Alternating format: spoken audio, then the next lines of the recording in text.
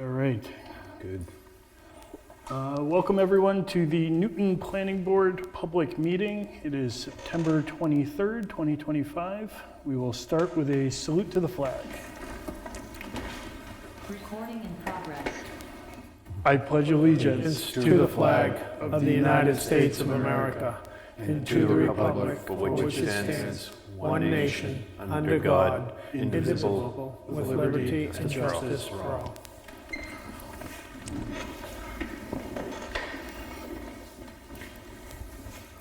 Okay, so we have one public hearing on the agenda today. So this is a continued hearing. It is for 125 Development, NH Corp. for 3, 5, 7, and 9 Puzzle Lane. I guess to get started, if you guys want to hop up to the podium, and we can go from there. Andrew Peroni from Horizons Engineering, representing 125 Development Corp. I know I submitted a bunch of material for the board last week. We also have some updated material. We just updated the as-built to show the completed guardrails that were installed, plus a couple other items and some photos for you guys to see to kind of go along with the PowerPoint presentation. So.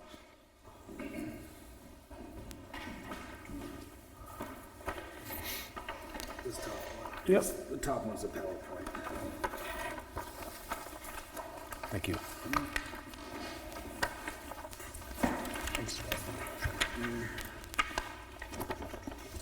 Thank you.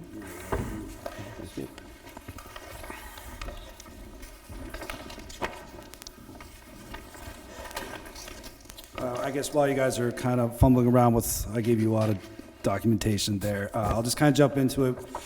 I was here back in, I think it was early June of the last hearing I attended, and obviously we got it continued, and the idea was for us to complete an actual as-built survey and really go through the site and make sure, you know, everything conformed to the 2014 site plan review regulations. We couldn't find a copy of any 2014, but we noticed there's no change in especially the stormwater from 2008 to 2019. So just to clarify, we basically just compared everything to 2019 going forward. So we did the as-built. Jen, can you switch to, I guess this is kind of just what I just described right here. You know, kind of we went through, tried to do a compliance review, identify any issues that need to be addressed, and then try to address them to bring everything back up to speed to where it's supposed to be. So next slide, please. As you can see, we did complete as-built of the property showing all the ponds. We updated it quite literally today as the guardrail was finished being installed yesterday. There's a couple other items that are identified as I'll go through with it, just to show, you know, this, we really narrowed down the site as well as we could. Next slide, please. We identified right away that the stormwater infrastructure that was built, when modeled to the 25 and 50-year storms, it complied with the stormwater regs. It showed a reduction in the off-site flow rates, but it did not comply with the 1, 2, and 10 storms. So we worked with the ownership and told them, you know, the quickest solution, lift up the inverts for the outlets to the stormwater ponds, slow down, you know, right from the survey, they looked like they were kind of towards the bottom of the pond. It's almost just little channels during the smaller storms. So we said, lift them up so that way we can make sure that the water is being retained as it's supposed to be done. And so once we lifted up the outlets, reshot them with the new inverts, put them back into the model to show they do comply with the 1, 2, and 10, as well as still with the 25 and the 50-year storms. So we were able to bring everything up to compliance in terms of just the ponds. Another item after discussing with Jen, on the backside in the equipment gravel parking area, there's a small sliver of the area that did not get trapped within the closed stormwater system. So quick solution, as you can see on the bottom photo of that slide, is a continued asphalt berm that just goes through the equipment gravel parking area. Once we went back through, took as-builts, surveyed the curbing, and then redid kind of the drainage analysis. We showed that everything from that gravel area is now kept within the closed system. So not only is all the impervious of the site being treated within the stormwater infrastructure, but we're also complying with the 1, 2, 10, 25, and 50. So that was a lot of work to get it up to compliance. You know, I'm glad we identified it and we brought it up to speed. So that was something I'm really happy that we addressed right away. Next slide, please. This is just kind of photos on the sheets of the outlets of the ponds that we raised. Off the top of my head, I don't remember the pond names, but the ones, basically outlets for the different ponds, they all needed to be raised. So we just went through, told the ownership what elevation to raise them, and everything worked. And then the top of the screen, the top of the screen showed, in case you're not sure where I'm referencing the asphalt curbing, that's where we installed it to make sure it keeps everything as a closed system. Andrew, can I actually just interrupt, because I think keeping with this topic, Mike Vignali did review that he thought the mitigation measures led to compliance and that the berm would also lead to compliance. He just hasn't done a field verification, so I just wanted to bring that up. Yep. Okay. So essentially, he hasn't visited. He has not visited the site. He thought that the drainage analysis, based on what they were proposing, did accomplish what they needed to do. And that's in his letter as well. Yep. Thank you. Focusing on the guardrails, again, I know this has been pretty tough subject. We got it installed literally yesterday afternoon is when they finished, and we went out to the site to survey and updated the as-bills to show the guardrail as to match the proposed plan set from 2014. So we got that accomplished yesterday. Yep, next slide. This highlight just kind of shows again where we're showing the guardrail on the site, to match the 2014 plan. Thank you. Parking waivers, based on the 2019 site plan regulations and the total usable square footage of the buildings that are built, we calculated that 109 parking spaces would be required. However, as of now, we show 19 spaces shown on site. I believe we have 3 or 4 handicap spaces. We also show handicap ramps going into the entrances of the buildings. This is one item that we are requesting a waiver for. Ultimately, in my memo that I submitted to you today, I addressed all the questions in terms of the waiver requirements. I can read them through if you want, but ultimately the main points where we're kind of pushing for the waiver request is that, A, based on the current use of the buildings, we believe that the number of parking that's there now is more than sufficient for what's being there. And also, number 2, by requiring us to go up to 109 total parking spaces, that would in theory open up traffic to more cars coming onto the lot, which would then impact abutting lots, based on headlights, noise, everything like that, even just road traffic volume on the property. So that's why we believe this waiver makes sense, as again, it's not deterring any of the current use on site and actually reduces impact to abutters by having less parking spaces available. We do mention that if there were to be any request by some future tenants down the road, they would then have to go through a conditional use permit application process in order to add more parking spaces. So there would still be another kind of check on someone if they felt like they needed to have more parking spaces. Based on the spaces that you do have, do you essentially meet the compliance for, accessible spots and things like that? Or is that still below what it should be? Off the top of my head, I can't say for a fact. I apologize. I should know this. I would, at a 19 with about 4 handicap spaces, that's just shy of about 25%, so I would say yes. But I can send an email tomorrow morning to verify that. Fair enough. Thanks.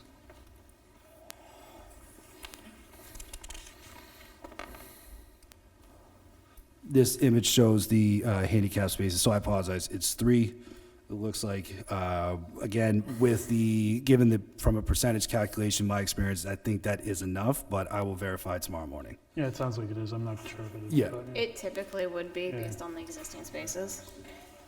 All right, next week. The next item to be addressed from a waiver standpoint would be the loading dock or loading spaces, the actual loading dock areas. Based on our calculations, again, from the total usable space of the existing buildings, technically 8 would be required. Right now, there are only 4 actual loading docks on site. There are other garage bays, but actual loading docks are 4. Again, from a waiver standpoint, it's basically the exact same reasoning as it was with the parking spaces. Based on the current use of the buildings, we believe the 4 that we have are sufficient for what's been done at the site since it's been in use and, projected future use. Additionally, if more were to be required, that would also open the door for additional traffic going to the property to be utilized. So we believe it's, both the interest of the current tenants that there's no real need to enforce the additional loading dock requirements, and also benefit the abutting lots that reduces the traffic on site.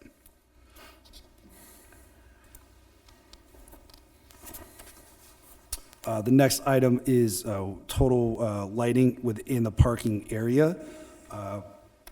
The original plan showed 10 exterior lights off the building within the parking area, but right now we only show 7. I do know, and I don't know the specifics, but hearing from past conversations that there was discussions with abutters and the ownership to reduce the number of lights on site to reduce impact to the abutters. So kind of, it had already been addressed in the past prior to anything to do with the enforcement letter, I believe. But again, from a waiver argument, it's generally the same as with parking and loading spaces. The number of lights within the parking area are more than sufficient based on the current use of the buildings, and also by requiring us to add more lights, it would just impact the abutting lots. So, we think it'd be fair just to leave it as is.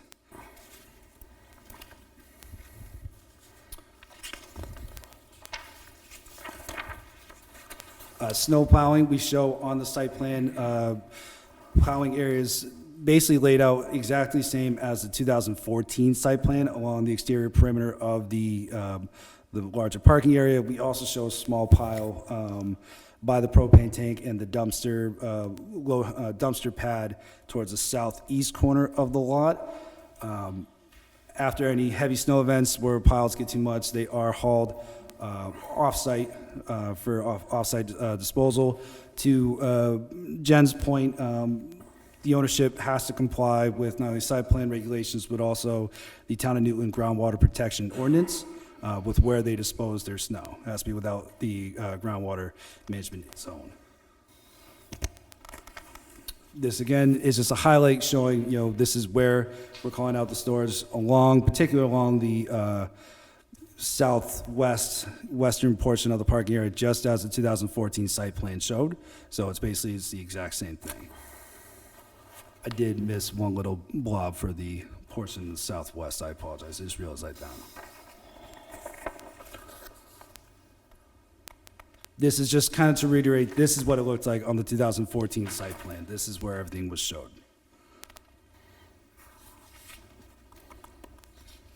Wellhead protection radius, this was kind of a voluntary compliance issue that we found. We identified that the well was set too close to the property line, where the wellhead protection radius of 75 feet actually extended over by about 9.75 feet into the abutting lot to the northeast. We contacted the NHDES well water program and filed a well setback reduction radius request. So that way, basically, they're waiving their rights to any of the 10 feet protection over the abutting line without having to get any easements or anything onto that property. We submitted the forms to DES, and DES has acknowledged that they've received it and it's approved. and everything's been filed. So their protection radius is now dropped down to 65 feet as opposed to 75 feet. So everything's on their property line. Also identified that within the 65-foot radius, parts of it does go into the building footprints, the existing building footprints, and we just state that no oil or petroleum or any hazardous materials can be stored within that radius area. Also, just to identify the back traffic lane, it's a fire lane and emergency access lane, is just for traffic. It's not for actual parking use, so no vehicles are to be parked within that area. Can I just interrupt for a sec? So Newton's regulations for well radius just say you comply with DES's requirements, and they are going around the 75 feet, but complying with DES requirements, so they don't need a waiver from that specific provision.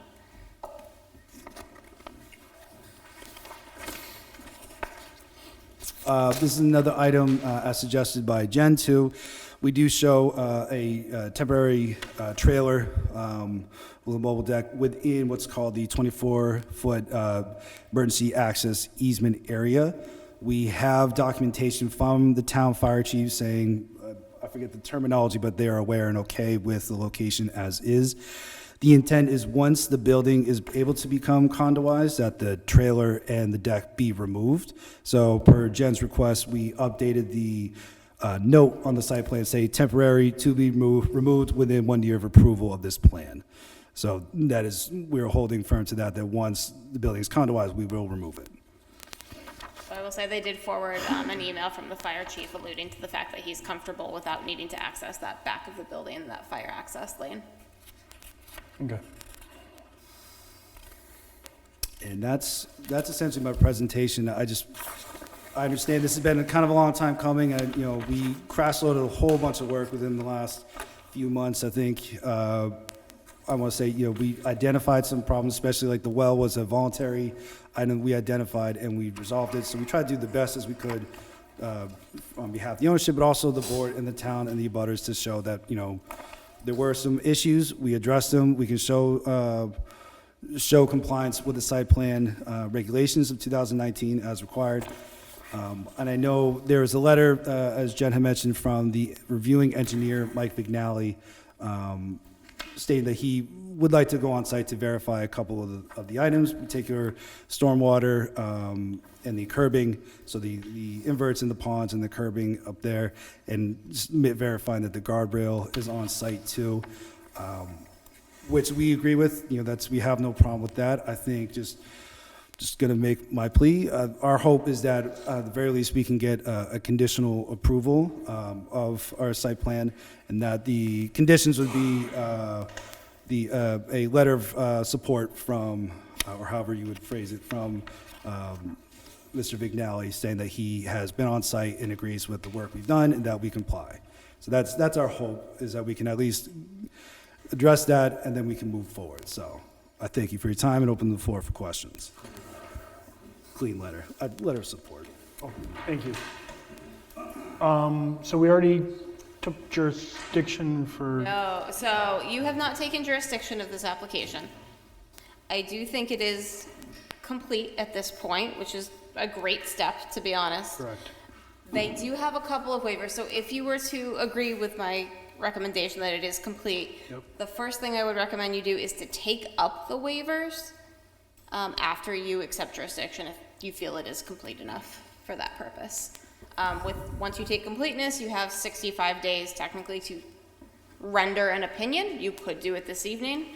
If you feel like you need Mike to go out, you might kick it to another meeting, but those are sort of procedurally where we are. Understood. So I'm going to motion that we take jurisdiction.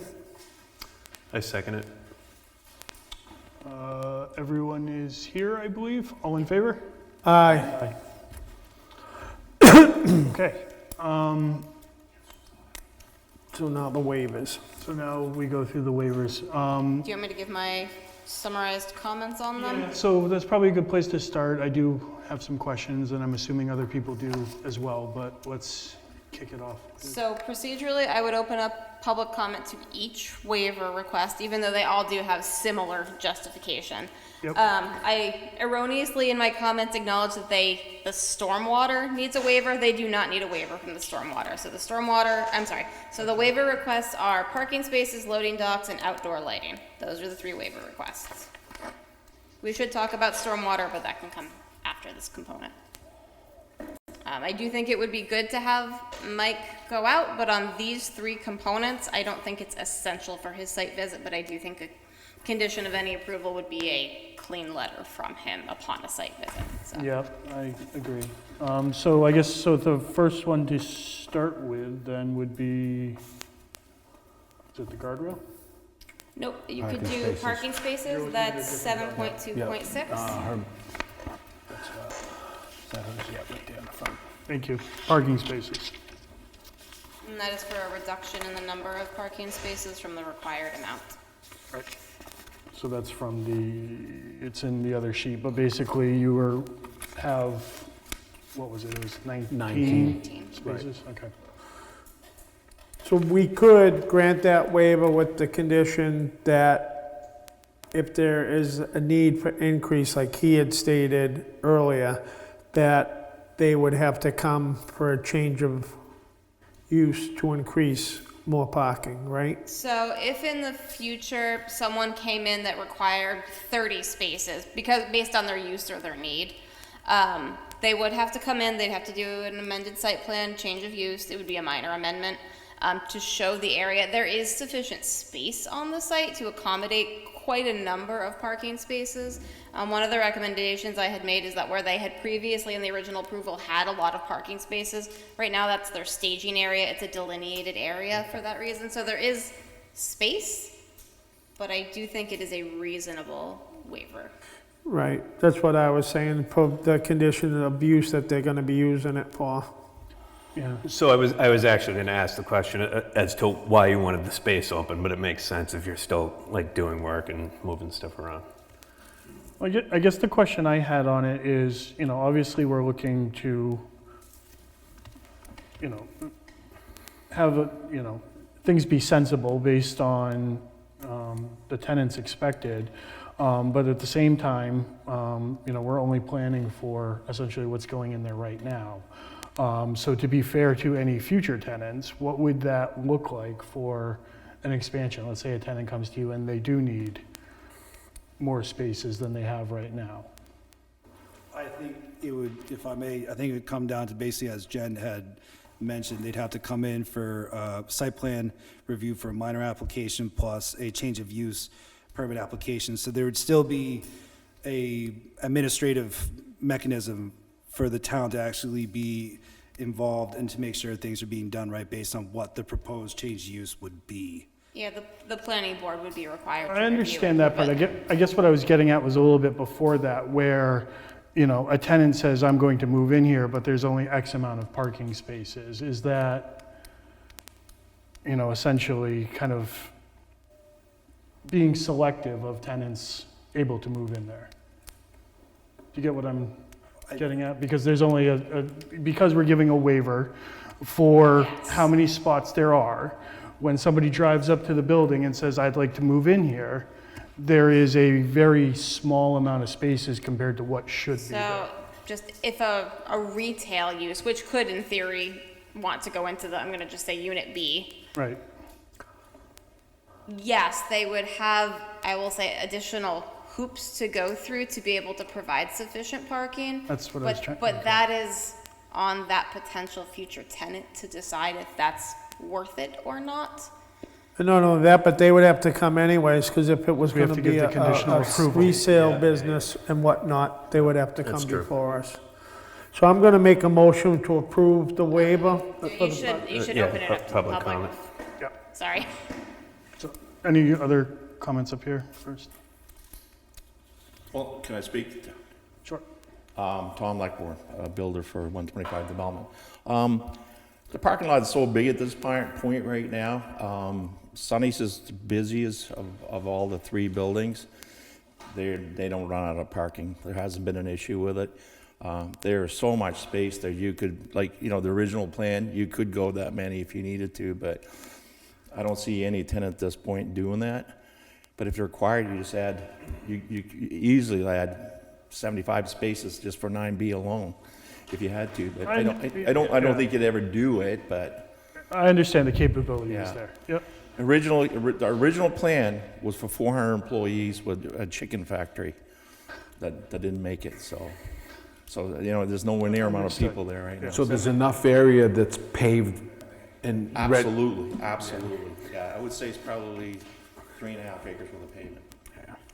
It's a big one. I think you're worried about the burden on somebody coming in and what they're gonna have to Of, do. in order of to- having yeah, the space right, available yeah. to as many people as possible. Yeah. It's gonna be a matter of what they want and striping it and, I think they wouldn't come if they needed more space than is there. I mean, most people drive in and say, wow, this is lots of large. I mean, we have previous tenants that use those as loading areas, staging areas. I think the new tenant for 9B might use some staging there too. If he needs to add, he will add, you know, so. I think it's a simple mechanism, like Andrew said, to come in and you know, conditional use. And there wouldn't be any concerns on that if, like, it's just a huge paved area, like safety So- concerns or whatever, you know, maybe violating like other regulations, like, So that is something with a change of use that you would certainly look at is traffic flow. One of the reasons I actually requested them to delineate staging area is so that we would know what is going on that big, large expanse of Okay. pavement. And it's to protect the property owner from like, this is what the board approved potentially, and then the board knowing what you're approving. That helps, okay. yeah. Okay, I think we were still going to open it up to any public comments. We're going to get through all of them, but this is for specifically on the parking spaces. Comments?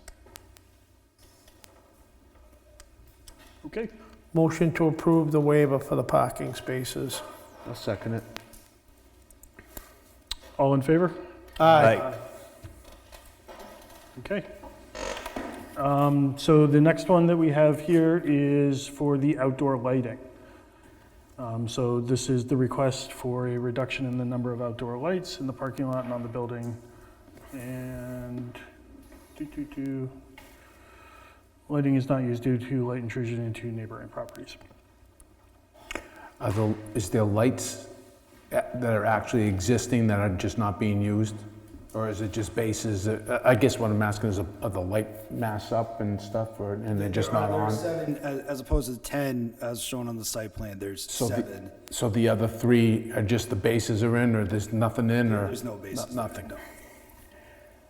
And just to confirm, the existing number of lights that are on the site today are what is represented on this plan. Yes. Okay. My only question on this is, it kind of ties into parking spaces. Would more lighting need to be put in if more parking spaces were put in? If there were to be a significant increase in parking or in certain parts of the lot, yes, you may want to consider having lighting for safety purposes.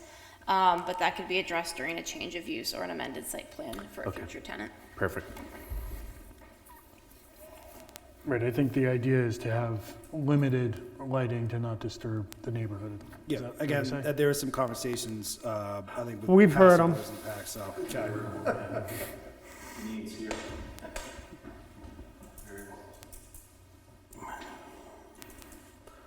I'll make a motion, No, you gotta do Open it the up. public comment. well, you can second it and then open for discussion, but Anybody from the public like to comment on the lighting? Sure, you want to, up to the podium, please?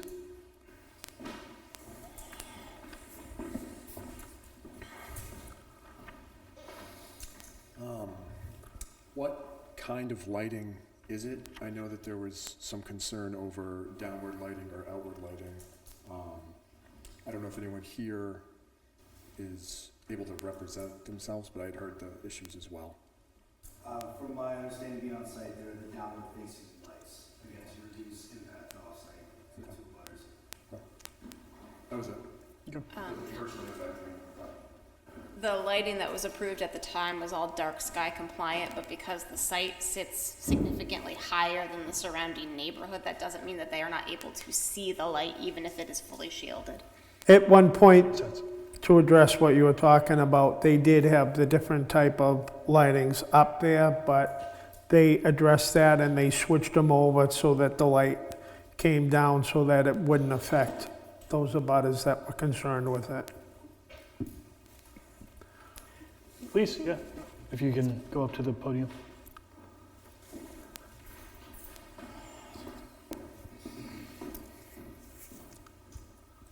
Nancy Kozlowski, 3 Woodland Road, Newton. The lighting for Walnut Farm is perfect because the lights shine down. For Woodland Road, which is below grade for Puzzle Lane, we see all the lights. We see all the lights on the buildings, we see all the parking lot lights because they shine down and we look up. So, I don't know what can be done about that, but it is very distracting to Woodland Road, Pine Crest, I forget the name of the circle, sorry. So just saying, Sergeant Woods is not happy with the lighting. Thank you. So Newton's requirements, which are typical of most communities, are that light cannot exit the site. It does not mean that you're not able to see lights from adjacent properties. Because of the grade change, that can make that a little bit harder to distinguish. Right, if you have an eye line to the light bulb, you're gonna see the light. Correct. So that's where topography does sometimes work against us. I actually do know the area that she was talking about. During the winter, obviously it's worse because the foliage goes down. But even during the summer, I mean, you can see the lights. Like I know you can. I've walked the area. Again, she's kind of right. I don't know what could be done about that. Just seeing them, but. And again, as I think from a point of clarification, the waiver request is for us to not be required to have as many as was initially proposed as 10. So the idea is we're actually trying to do less to have even less impact. So that's the request of the waivers, to not enforce us to have more lights on site. All right. And lighting reduction is one of the ways that you can reduce lighting impact to neighbors. Short of a barrier, that would be pretty much the only items that we could do that would limit that, I would guess.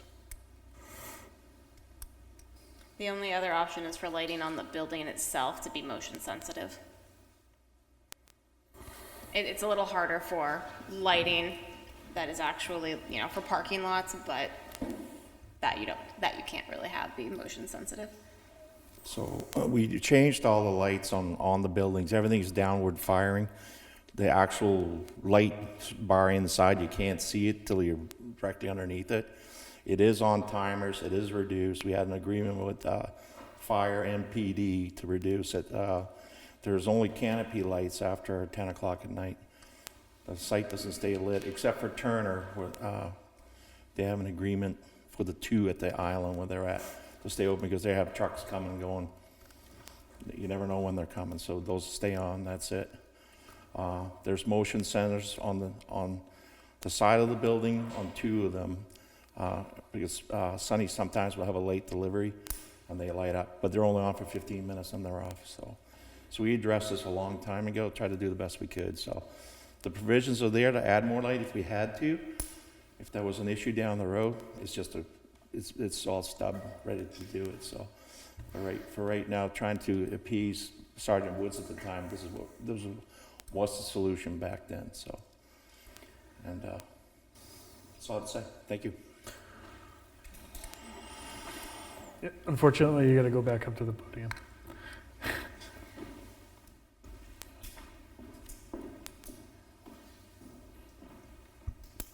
So I just want to say that the most egregious lighting are 2 very tall parking lot lights, where the rest of the parking lot lights are less tall. So those are the most egregious because they're higher than the canopy that separates Puzzle Lane from Sergeant Woods. Thank you. Do those lights have to be on 24/7? So those are the 2 lights from Turner that she's talking Oh, about. okay. Yeah,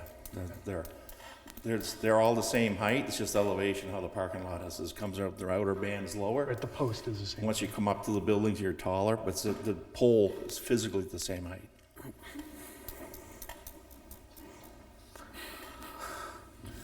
Thank you. So I'm going to make a motion to approve the outdoor lighting not need to be increased, because that's what they're looking for on the waiver. Correct. I second that.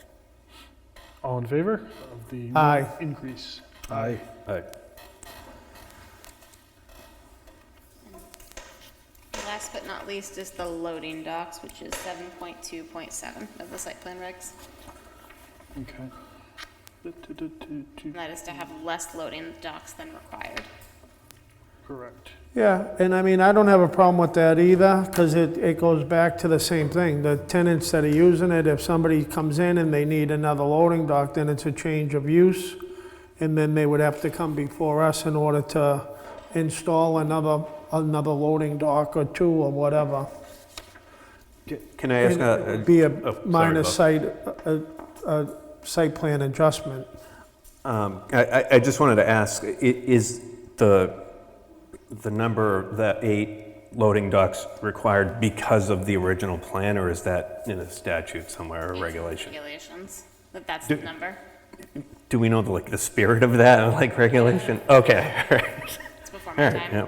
Just curious, it was. If I was to guess on the spirit as to why, so you don't have trucks piled up waiting to load and unload, that there's enough Okay. loading bays to get in and out, Got you, more without effectively. idling trucks everywhere and stuff, okay. That's my guess. I don't know, but that's my Yep. guess.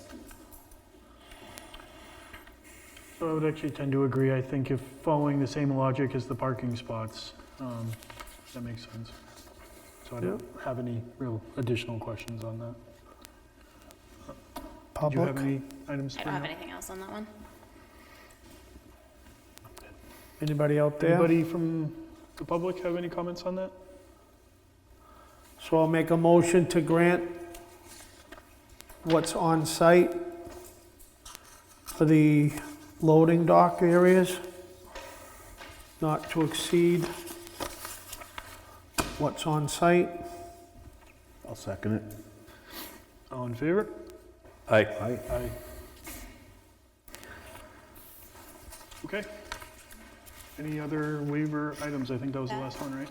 That is it. Of my other comments in my review letter, other than referencing Rockingham County Registry of Deeds correctly on the plan, everything else has been addressed. I do have a list of We want Mike to go out and, potential conditions, if you want me to read them, but you do still have to have public comment on the whole application.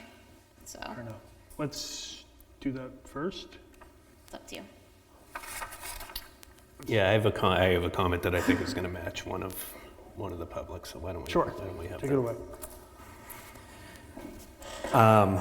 So the only thing, and this kind of ties in with the lighting, the only thing that I know there was a concern about in some of the previous meetings was on the original plan, there was, looks like eastern pines that were supposed to be planted in various spots, right?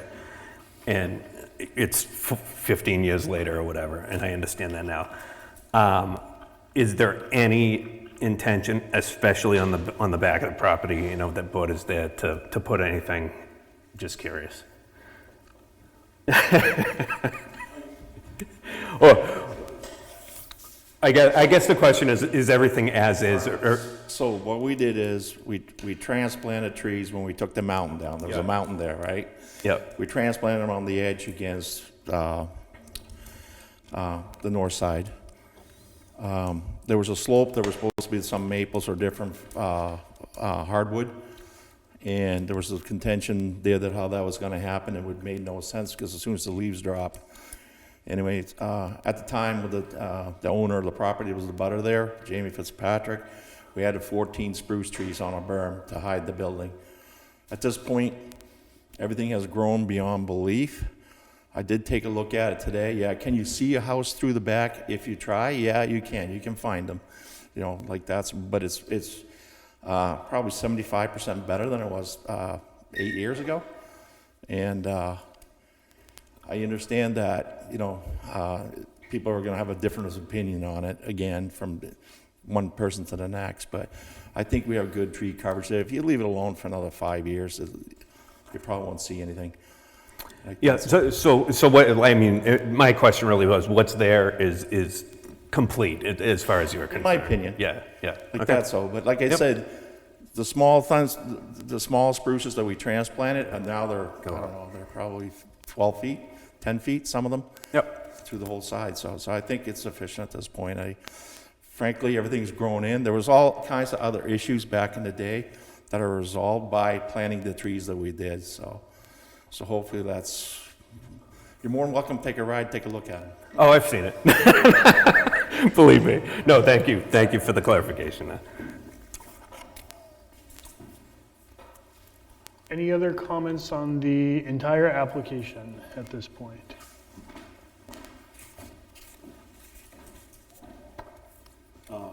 The tree issue isn't as prevalent now. It's more for when the foliage drops. And that's why pines were the intended tree. The trees that were planted, at least one of them has already begun to die. So I don't have a lot of faith that those are actually gonna stand up.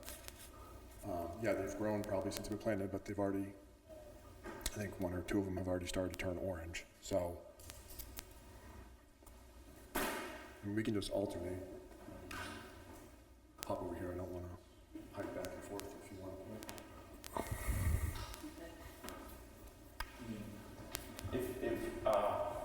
So one tree has died, I did see that. I think we could probably we could replace it with something smaller and let it grow again. I mean, we're not gonna put an 18, I would say it's probably a 14-foot tree in. That'd be a major deal to do. I think when those came, I think they were 6 foot tall or 4 foot tall. They weren't that very big. That's why they sit on the berm. But so they were planted 2019, if I remember right, 2020, somewhere around there. It was COVID when we were doing it. I remember that. So they've been a while on that Doe specific 14, which was the agreement with Jamie Fitzpatrick to plant those, and we're done, which we did. But then we got trouble for planting them with you guys. You might remember, I don't know. Jen probably would. Did it just recently die? So you're saying, I'm not sure. so you're saying in good faith that you would replace that one tree? Replace them, yeah, to get this to go, yeah. I don't know what could be done about that back hill, whether it could be terraced or more trees could be put in. I know you can't plant a tree at 45 degrees, but it's more just a matter of getting a plot of land, overreaching, encroaching, like Autumn's property. Yes, she may have signed off or agreed to whatever, but just blatantly taking up people's area with almost no regard, it seems.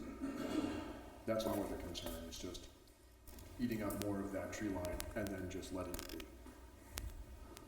It's not making it the way it was intended, it's not making it the way it was approved, it's not how everyone wanted it to be, and now it's just being swept away.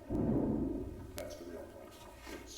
Now it's an eyesore, now it's a hindrance to everyone around it, and nothing's being done.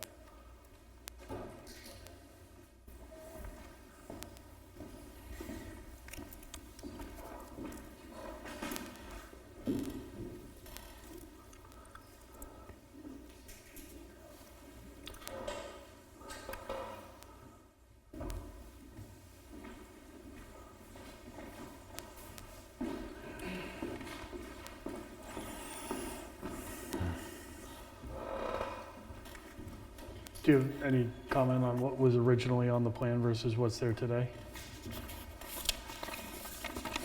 All I remember, they were hardwood, and our argument at that point, so, was that once the leaves drop, what's the point of having them there? And to put them in the banking made no sense. They were never gonna grow the way it is. We didn't encroach on anybody's property. We are on 100% on our property. We've been over backwards for this, I don't know, what is it, 75 feet? I mean, if we planted trees down below in the bank, and I mean, what would it do? It's not going to increase the screen. I don't see how it would. The building's far above the banking, and the trees we planted are way, you know, they will be taller. I'll fix the one that's dead, and I think that should be sufficient. I could, you know, like I said again, you're more than welcome to come and take a look. It is thick, Yeah, I know. I've driven through there relatively recently. yeah. Thank you. Thanks.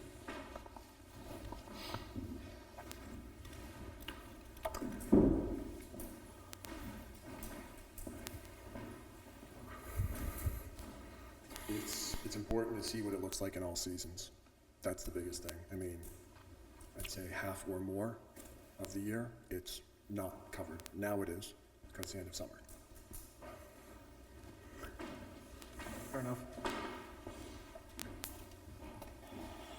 So, one potential condition of approval that you could make, just giving a number, that one 6-foot evergreen tree to the north corner of the lot be planted and must survive for 2 growing seasons.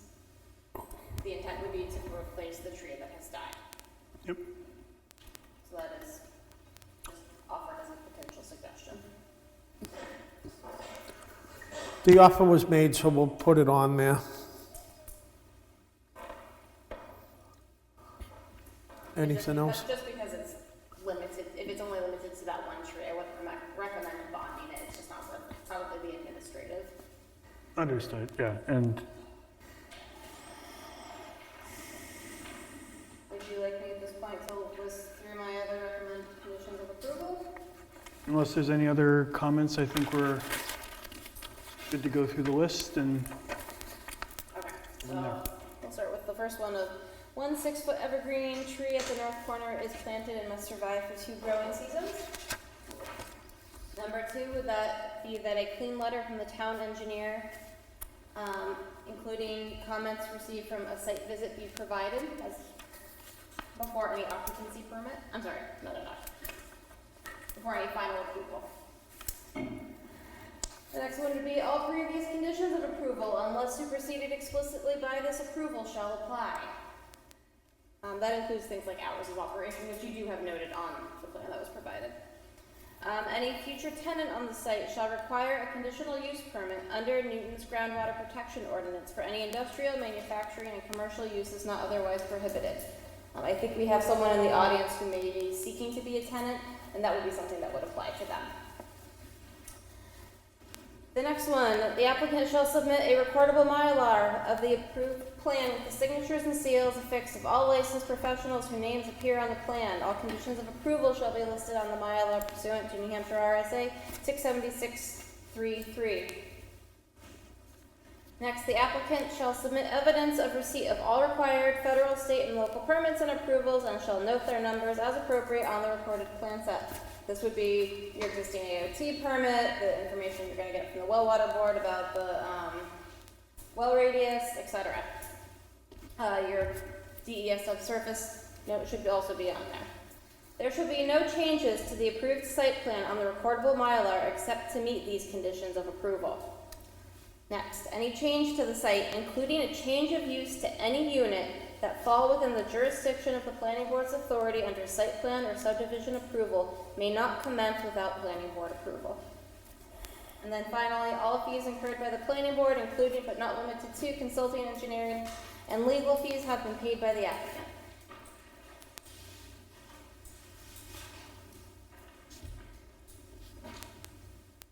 So one of the last things that you read off was for the new tenant? It would apply to the potential new tenant, but it would apply to any tenant. Right, that's what I mean, just so that they know. And I'm happy to talk to you after the meeting. Yep. All right, so I got 9 items there, give or take.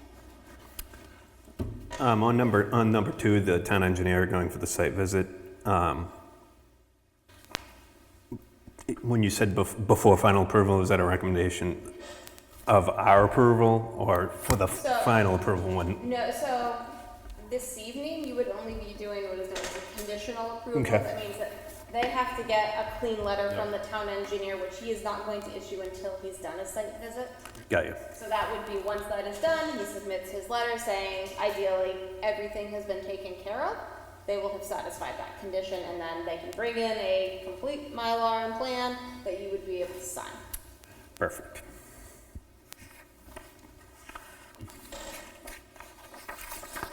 So I will make that motion. Second. Second. All in favor? Aye. Aye. Okay. So the condition of use, and we'll be waiting to hear from Mr. Pignelli. So that notice of decision will get issued in the next 5 days. I'll send an email, you'll get a hard copy, once we have it all set. And then you will have 6 months until that conditional approval expires. And thank you for all your hard work.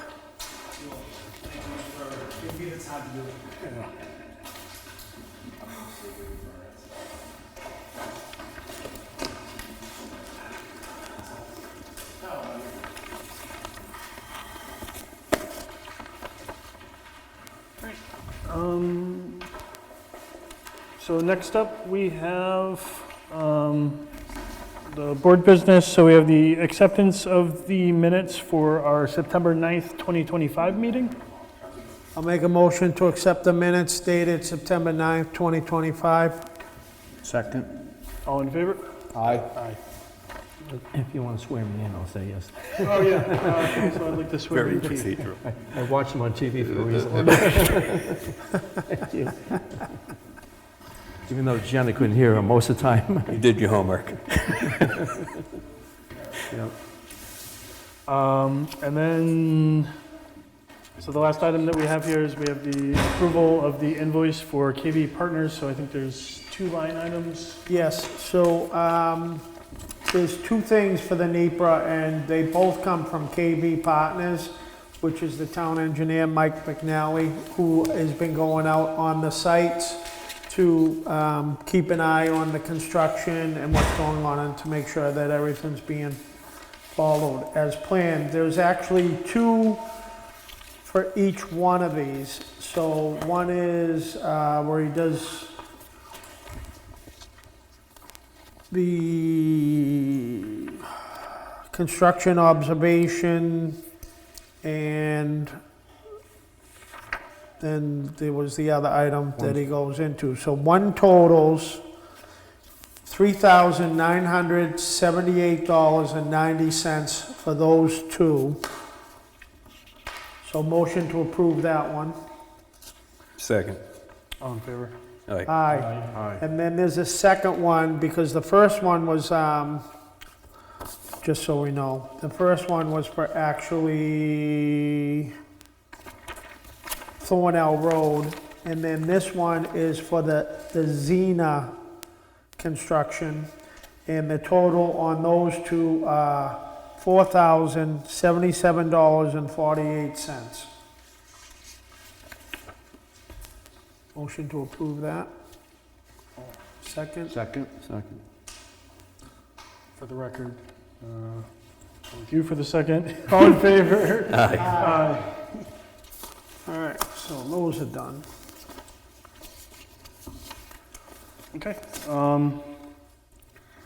That's the items we had on our agenda. If there is nothing else, then I would also, before we adjourn, like to thank Jen for all the hard work that she's done yes. to make sure that everything got put and made in compliance as we know it. Yeah, there's As said, as we know it. quite a bit of work that happened to, I think, there. So, thank you.